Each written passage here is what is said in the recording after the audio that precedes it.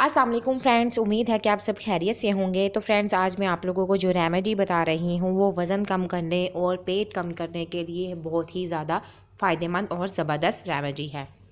यह आजमाया हुआ नुस्खा है, इसे लाजमी इस्तेमाल कीजिएगा। तो नुस्खे को जानने से पहले आप लोगों से गुजारिश है कि हमारे चैनल को सब्सक्राइब कर दीजिए और बेल आइकन को प्रेस कर दीजिए ताकि आप लोगों को नए से नए टोटके वगैरह और हकीमी नुस्खे मिलते रहें।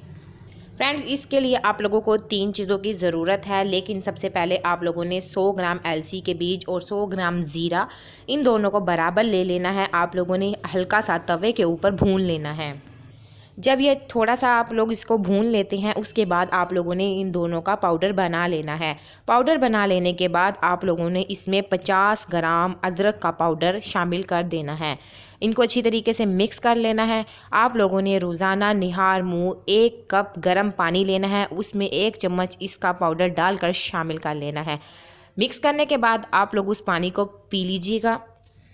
आप लोगों ने रोज़ाना ये करना है। इंशाल्लाह ताला आप खुद देखेंगे कि आप लोगों का वज़न कितना ज़्यादा कम हो गया है इस रेमेडी के इस्तेमाल से।